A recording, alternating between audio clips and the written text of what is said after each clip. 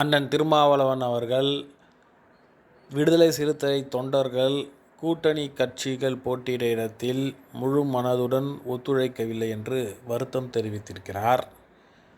மதிப்பிற்குரிய அண்ணன் அவர்களே, தொண்டர்களின் உணர்வுகளை புரிந்து கொண்டு அவர்களின் விருப்பத்தை புரிந்து கொண்டு